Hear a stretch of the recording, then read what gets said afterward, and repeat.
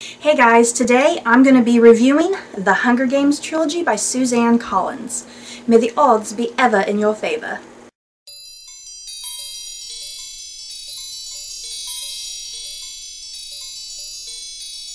So before I get going with this review, I am reviewing all three books, meaning that this is probably going to be pretty heavy in spoilers.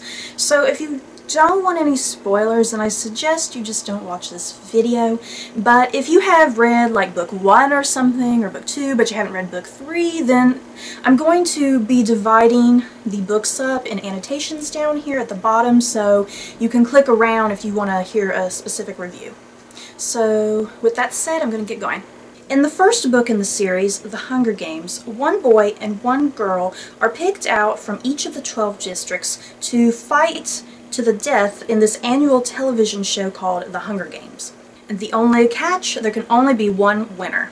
When her sister's name is drawn to compete in the games, 16-year-old Katniss Everdeen volunteers to take her sister's place. Joining Katniss from her district is Peeta Mellark. Katniss and Peeta are quickly thrown into this world of extravagance and overabundance, and the only thing these people want is to watch these kids fight to the death for mere entertainment. The Hunger Games is a book about love and death, as well as a commentary on our modern society and our obsession with celebrity and reality television. The first word that came to mind while I started this book was the word shocking. This book is basically a book about the murder of children and teenagers. And the fact that no one is even bothering to put a stop to these Hunger Games because of the egotistical and wealthy snobs of the capital who run these people. So to start off with, Suzanne Collins' writing. I really enjoyed her writing style, and in particular, I just really liked how she wrote Katniss. The way she wrote Katniss was just very unique and different, and just overall very interesting. And there's not much in the way of graphic scenery and imagery, or even just overall descriptions of characters. Suzanne Collins' writing is, in general, just very blunt and to the point. And her sentence structures I also found interesting. Her sentence structures are short and simple. There's not like flowery descriptions and beautiful writing. Like I said, it's just, here's the facts. And I think her writing, the shortness and the bluntness, worked rather perfectly, because since the book is told in first person by Katniss, and it really felt like we were in Katniss's head the whole time. Even though the writing was beautiful, and I loved kind of how unique her style is, I did find myself wanting to know a lot more that Suzanne Collins wasn't really explaining. And in particular, I guess what I'm referring to is I needed more just of a look at the capital and the people who inhabit it. And that was seriously the only bad thing about this book, the fact that it was told in first person, because you're only seeing events through Katniss's eyes. You're not seeing the story told through other people and getting a really good sense of what this world is. You're only getting Katniss's perspective of this world. And in some ways, that's a very biased perspective, because Katniss is the one who is competing in the Hunger Games. Whereas this book, if it had been told in a third-person perspective and told through a series of multiple characters, for instance, if Effie had had random chapters, that I think would have given me a more complete look at the capital and the people in it. And you know what? I never really got a complete sense of what the Hunger Games are and what the mechanics of it are. So here are some of my questions. Maybe some of you guys can help me out. Are the games in an open enclosure of some sort? Like, are they really genuinely outside playing these games and there's just an electric fence around them? Or are the contestants in this building made to look like the outside world? Because when tributes start dying, you know, you can see their pictures and stuff up on the sky, and it's reflected up there. And so that's something I didn't quite understand, was Was everything computer generated in this whole thing? Like, just even the world that wasn't real trees, it wasn't real grass, it wasn't real sky, you know what I mean? So was it all real space or fake space? But it's just little details about the games in general that I really found myself wanting to know more about, because just the mechanics of it sound really fascinating. And it's like, I would really love to have a conversation with Suzanne Collins and just really just dive into her mind about how she envisions the mechanics of the games. I found Katniss to be one of the best heroines I have ever read in a book in recent years. Probably since Hermione Granger, Katniss felt so believable. And also, she's the type of character you're either going to love her or hate her. You don't immediately warm up to her. You gradually warm up to her, which I thought was a very interesting way to write her character, since she is the protagonist. Because just like the writing, which is blunt and simple, Katniss herself is going to tell you her mind, and she's not going to be shy about it. If she doesn't like you, she's going to let you know. And you guys, I found myself quite teary-eyed on a few parts of this book. I'm not gonna lie, I was not expecting to get so emotional. I don't cry too often in books, and it seriously takes a lot to make me grab for my tissue box. Overall, this first book was so excellent, and overall it's just a really great dystopian novel. The only other dystopian that I think I've read, I believe, is Lois Lowry's The Giver, and there were quite a lot of elements about the Hunger Games that reminded me heavily of The Giver. But yeah, if you enjoy futuristic settings and stories about corrupt governments, then I think you will really enjoy this. So on to book 2, Catching Fire. And like I said, from now on, I'm probably going to have quite a lot of spoilers, so be warned. Katniss Everdeen and Peeta Mellark are the victors of the 74th Hunger Games. And with that comes riches, comfort, and all the food they can imagine. But both of them are still haunted by the events that occurred in the arena.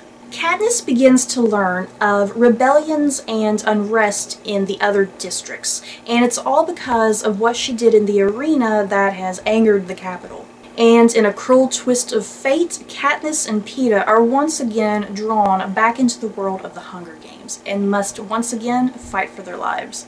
This book, you guys, oh my god, I can see now why Catching Fire is a fan favorite. Oh my freaking god, Catching Fire was amazing. I loved it, and I think it is my favorite in the series as well.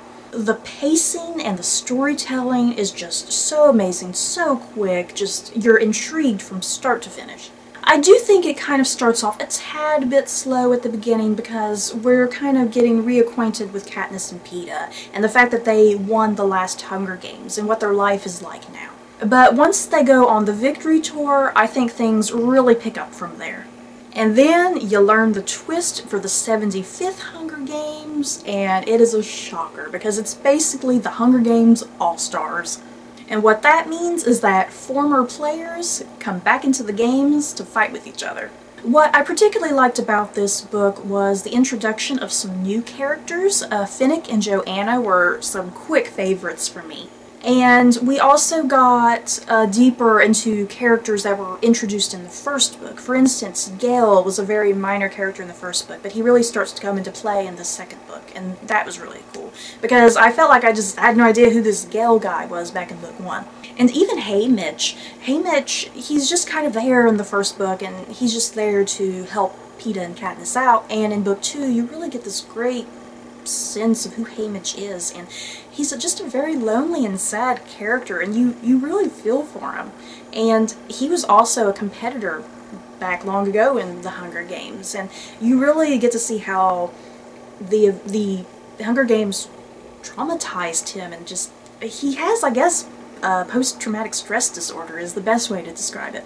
As far as writing goes, I think the writing was once again top-notch from Suzanne Collins. But once again, I'm having issues with the lack of detail and description.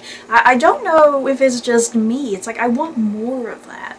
Because when things are first brought up and mentioned, you really don't get this grand sense of what anything looks like. You kind of gotta just take it in quickly. And I still have no idea how the Hunger Games function. Like I said, I need the mechanics. And Finnick, you guys, oh, I have a fangirl crush on Finnick. I'm not gonna lie, oh Lord, I have no words.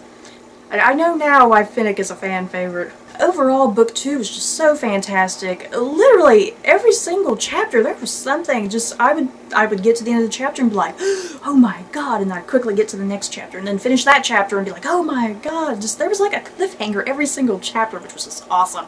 And like I said, this book is basically the Hunger Games All-Stars, and I'm going to share with you guys right now that I don't watch too much reality television, but the reality television that is my favorites to watch are Survivor, The Amazing Race, and Dancing with the Stars. And as I was reading the book, these first 2 books, there were elements of Survivor and Amazing Race and Dancing with the Stars that I just immediately point out in the writing. And I'm going to admit, too, that my favorite seasons of those 3 shows are the All-Star editions, because it's great to see that interaction and conflict between returning players. So yeah, this book, what I loved in particular was just the further look into our world's obsession with celebrity culture and obsession with reality shows. And now, moving into the 3rd and final book in the Hunger Games Trilogy, Mockingjay. District 12 is no more. Katniss has won the 75th Hunger Games, but she has also lost Peeta, who has been taken hostage by the Capitol. Long thought dead and extinct, District 13 is well and alive. District 13 is full of rebels and people who want to take down the Capitol. And what District 13 wants is to make Katniss the symbol of the rebellion, and she becomes the Mockingjay. Once again, Katniss becomes the pawn in someone else's games, and she must accept the death of those around her and help direct the future course of Panem. I do not even know where to begin my review of Mockingjay. There's just so much that happens. But what I will start off saying is that now I know why Mockingjay is the least favorite in the series. And to be honest, I think Mockingjay is my least favorite as well. It's not so much that the book is bad. It's not that, I don't think. And it's not that the writing is bad. Once again, the writing is freaking amazing. I guess it's just this thing that certain events and elements of the story and some of the characters just feel very out of place. I no longer felt like I was reading this young adult dystopian novel. This novel felt very much like something for older readers and very mature readers. I'm not going to lie, I found Mockingjay incredibly dull and boring for maybe a good 75% of the book. The Hunger Games and Catching Fire were just rapid books. The pacing was incredible and so intense, and you don't get that pacing and intensity in Mockingjay. You know what Katniss does the majority of the book? She spends the majority of the book in conflict with President Coin. And she gets into numerous situations where she's knocked unconscious. I seriously lost count how many times that girl lost unconsciousness and woke up in a hospital bed. There was never this sense of constant moving action, I guess is what I'm trying to say. A lot of stuff felt very static, just here, here, here, not like this, you know? And I'm ashamed to admit, but it's the last 20% of the novel where all the good stuff happens, and it's stuff you don't even want to happen, but it's where all the good stuff is anyway. Because in the last 25% of the novel, basically this is where everyone dies, and everything just goes to hell. You got the death of Finnick, which I was incredibly pissed off about. I can't believe Finnick died in just such a random, nonsensical manner. Just, there he is, and that's it.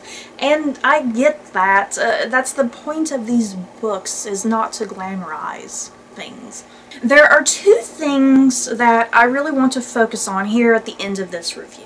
The first thing is Katniss as our heroine and our narrator. And then the second thing I want to focus on is the glorification of war versus the reality of war presented in the Hunger Games series. So part 1, Katniss as narrator and heroine. Back in the first book, Hey Mitch has this line where he basically says that Katniss has a lot of spunk. Katniss speaks her mind, she's very blunt, and she goes right into any given situation. Katniss is determined to keep herself alive in the 74th and 75th Hunger Games, and she doesn't decide to take the easy way out, which would be suicide or easily letting someone kill her. Katniss is actually very smart and manipulative. And not only is she fighting for herself, but she is also fighting for the life of Peeta. Katniss is the type of character that she doesn't let others control her, she doesn't let the Capitol control her, she doesn't let Haymitch control her. She basically does not let herself get so easily beaten. Now, yes, Katniss does experience post-traumatic stress disorder in Catching Fire, and this PTSD often debilitates her, but she doesn't let this stop her from making her way through the arena. But let's move on to Mockingjay now, and we have a whole different Katniss, which is where my problems with the book came in. I'm going to come right out and say it, I did not like Katniss in this book. To be blunt, she seemed rather bitchy. I was often very irritated with how she treated people and the actions she took over the course of the novel. There were quite a few times where I literally wanted to yell at the page and say, Katniss, shut the hell up, and be the person you were back in books 1 and 2. Whereas her PTSD in Catching Fire was not too often debilitating. In Mockingjay, it literally just stops her in her tracks. Now yes, this would be very realistic. I'm going to give Suzanne Collins that. But I hated just how beaten Katniss got because of her own frame of mind. Katniss was her own worst enemy, which I hated because it seemed so out of character compared to who she was in books 1 and 2. I think the instances when Katniss seemed most like herself was in a lot of the action scenes where she was fighting alongside the rebels and being the Mockingjay and being that symbol. And I do think her reasoning and cause to be the one to kill President Snow is very believable. But aside from her wanting to kill President Snow and being involved in all these rebellious activities, I think that was kind of it when she felt most like herself. Because other than that, oftentimes Katniss felt very distant and aloof and just a very heartless person. Half the time, I just couldn't really register anything with her because she seemed like two different people over the course of this final book. And that was kind of very distracting because it was hard to stay in Katniss's frame of mind the whole book. It was hard to understand her because of her being so split. So yeah, Katniss was basically the reason why I hated this book so much, and also the fact that I just didn't really care too much about the rebel activity. And also, poor Peeta, he didn't even show up till way past the halfway point of the novel, but at least we got a lot of Gale, which was nice. So now I'm going to move on to point 2 in my discussion. I think one of the best and greatest things that Suzanne Collins does with this series of books is to show the true nature of war and the consequences of war. But at the same time, I almost feel like this very realistic approach is kind of the burden to this series, and perhaps maybe why readers don't like Mockingjay as much. War in the Hunger Games series is not glorified. It's not pretty. And every single character has a different point of view when it comes to war. And people die, lots of them. Almost this entire cast dies. It's basically just Katniss at the end and a few scatterings of other people. You know, in a lot of movies when a character dies, they lay dying and they give these grand epic speeches, their dying final words, and they make amends with people. You do not get that in the Hunger Games. Like I said, death is not pretty. You don't have characters making these grand speeches as they die. Death in this book is quick and it's brutal.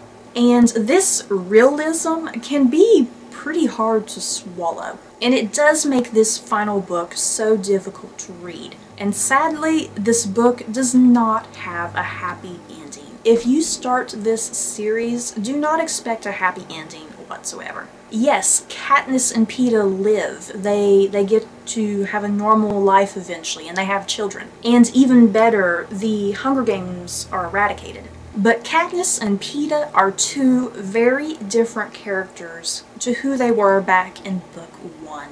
By the end of book 3, it's hard to even see any certain type of semblance of who they were. They are both damaged beyond repair. Suzanne Collins ends the book basically telling us that Katniss and Peeta are still very much haunted by everything that has happened to them, and that every little thing reminds them of the rebellion and of the Hunger Games itself. I've read a few young adult series, and the few that I have read, they pretty much end very happily and everything is nicely tied up.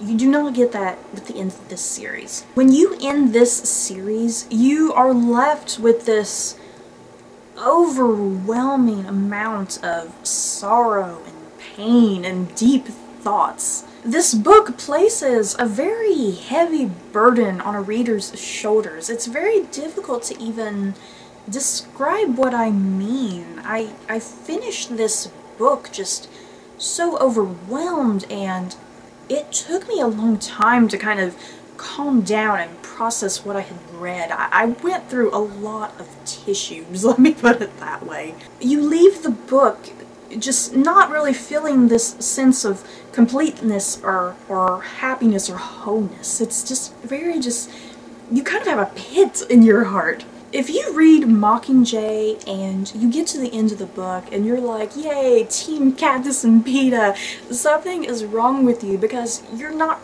supposed to feel that at the end of this book. And if you do feel that way, you did not read this series correctly. Something else that made me mad about this book was the lack of Finnick and Joanna. Like I said back in my review of Catching Fire, they were two instant favorites of mine. And I was really upset with the lack of them in this. I mean, Finnick is in it quite a bit more, but he kind of spends the whole book in like this PTSD mess, and he doesn't even seem like the same character who you met back in book 2. And then Joanna is off being kept prisoner with Peeta by the Capitol, and then even when she comes back, she's this big mess, and it's like, oh lord. These two characters who I loved so much in book 2 are just these puddling messes of nothing. But hey, more Gale, which was nice. I really loved seeing Gale's interactions with Katniss and other people, and Gale was probably the most strongest character in this novel. He was so strong. I just kept wanting him to yell at Katniss and tell her to just lighten up and move on. But I was mad that we didn't really get this good conclusive ending between Katniss and Gale. That felt very kind of incomplete. Okay, so this video is probably incredibly long, I'm sorry guys, but like I said, overall, The Hunger Games and Catching Fire were by far my favorite books. Mockingjay was definitely my least favorite, even though I think it had some incredible messages in it.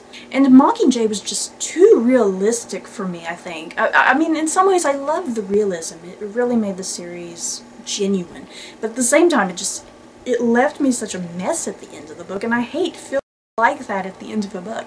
Plus, it was so dull and boring in the beginning. Even though I was disappointed with Mockingjay, I am still so happy that I read this series, because books 1 and 2 are worth it. And I mean, even in some ways book 3 is worth it because of those messages and just how you are at the end. Whether you love this series or hate this series, I think what the series does is to make you question yourself in the process, and also question the world we live in. So that's it for this long review, you guys. I hope you made it through. Don't forget to like, comment, and subscribe. And if you've seen the movies, or if you've read the books yourself, I'd really love to have a conversation with you. So that's it. Bye, guys.